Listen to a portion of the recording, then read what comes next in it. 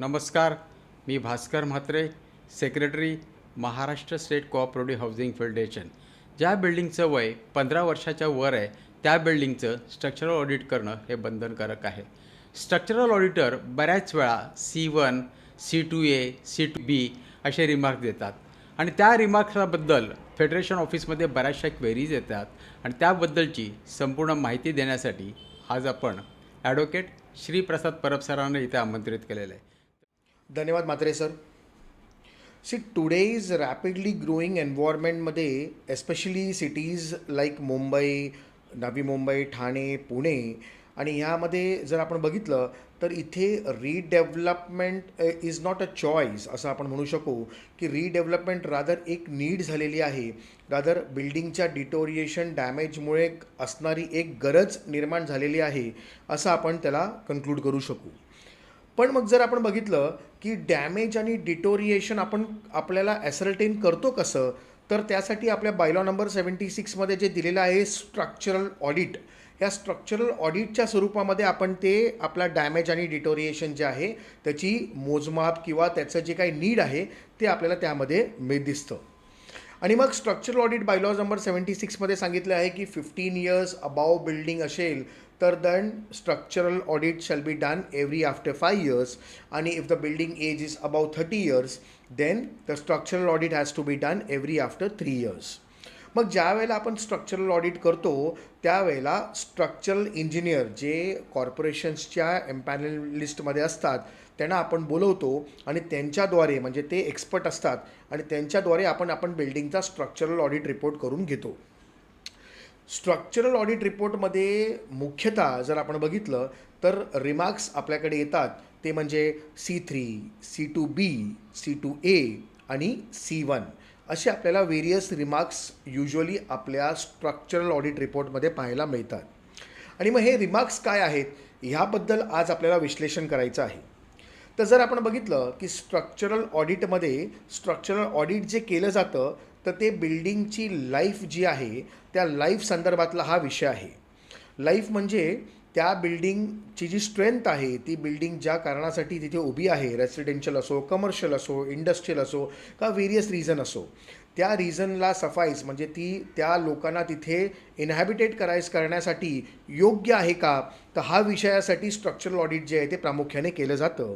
आणि कुठल्याही प्रकारची जीवित हानी होऊ नये भविष्यामध्ये त्यामुळे पूर्वतयारी म्हणून आपण एक चेकअप जो आहे तो बिल्डिंगचा लाईफ चेकअप तो आहे तो या दृष्टिकोनातून आपण करतो. तर मग त्या दृष्टिकोनातून जर आपण बघितलं तर C3, ज्या वेळेला C3 कॅटेगरीमध्ये स्ट्रक्चरल ऑडिट रिपोर्टच्या कन्क्लुजनमध्ये C3 कॅटेगरी येते त्यावेळेला त्याला आपण असं कन्क्लूड करतो की C3 म्हणजे the building requires minor repairs. आता या रिपेअर्समध्ये पण दोन प्रकारचे कॅटेगरी असतात. एक असतं सिव्हिल रिपेअर्स आणि एक असतं स्ट्रक्चरल रिपेअर्स.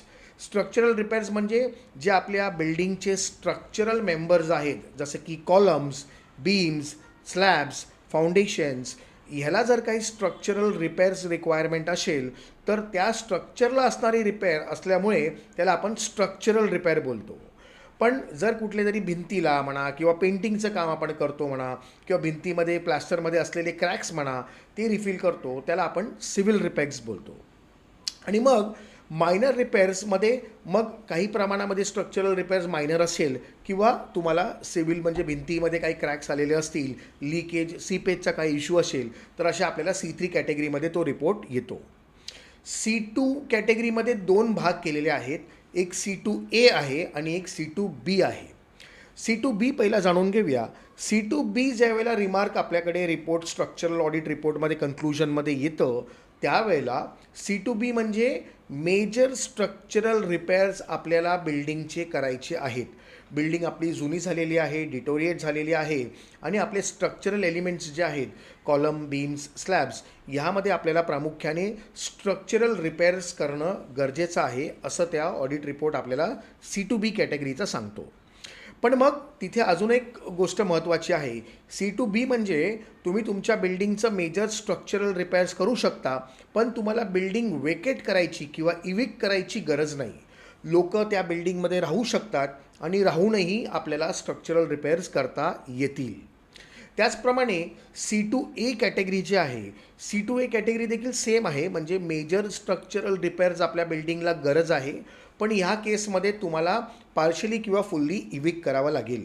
जो डॅमेज पोर्शन झालेला आहे बिल्डिंगचा, जर संपूर्ण असेल तर संपूर्णपणे लोकांना बाहेर घ्यावं लागेल, स्ट्रक्चरल रिपेअर्स करावे लागतील आणि मग लोक आतमध्ये शिफ्ट होऊ शकतात. किंवा जर काय पार्शली एरिया असेल, तो अगदी एक्स्ट्रीम डॅमेज असेल, तर मग तो एरिया आपल्याला लोकांना एविक करावा लागेल, बाहेर घ्यावं लागेल आणि तिथे रिपेअर्स करून लोकांना आपल्याला रिलोकेट रिशिफ्ट करता येईल. ही झाला आपल्याला C2A कॅटेगरी. आणि सर्वात मोस्ट जे सगळीकडे आपल्याला आज प्रचलित आहेत आणि ज्याचे डाऊट्स नेहमी आपल्या फेडरेशनकडे येत असतात, ती म्हणजे C1 category. Now C1 category means the building is unsafe, the building is dilapidated, dangerous, deteriorated. Rather आपण असं म्हणू, it is not fit for human habitations. मग म्हणजे त्या बिल्डिंगमध्ये आपल्याला राहणं हे अनसेफ आहे, डेंजरस आहे आणि आपल्या लाईफ, आपल्या ज्या सोसायटीच्या बिल्डिंगचे जे मेंबर्स आहेत, त्या मेंबर्स आणि त्यांची फॅमिलीची लाईफ जी आहे ती धोक्यात आहे. त्यामुळे अशा बिल्डिंगला प्रामुख्याने आपण जर बघितलं तर इथे मेजर स्ट्रक्चरल रिपेअर्स करावे लागतील का, तर इथे रिपेअर्सचा प्रश्नच येत नाही. बिल्डिंग आपल्याला इविक करायची आहे आणि बिल्डिंग डिमॉलिश करायची आहे. इथे बिल्डिंग रिपेअरसाठी ठेवायची नाही. C1 कॅटेगरी म्हणजे बिल्डिंगमध्ये मेंबर्स जे राहणारे आहेत त्यांना आपल्याला बाहेर घ्यायचं आहे, एविक करायचं आहे आणि मग बिल्डिंग डिमॉलिश करायची आहे. तर असा आपल्याला हे व्हेरियस कॅटेगरीजचे रिपोर्ट्स जे आहेत ते स्ट्रक्चरल ऑडिटमध्ये पाहायला मिळतात. बेसिकली हे सगळे कॅटेगरीचा अभ्यास ह्या व्हिडिओच्या मार्फत आपण ह्यासाठी करत आहोत कारण स्ट्रक्चरल ऑडिटमध्ये ह्या कॅटेगरीज असणं ह्या आपल्या म्हणजे ह्युमन लाईफ, म्हणजे आपल्या बिल्डिंगमधल्या सभासदांच्या फॅमिली आणि सर्व मेंबर्सच्या लाईफशी निगडीत आहे आणि एक डिसिजन मेकिंग प्रोसेसशी देखील निगडीत आहे.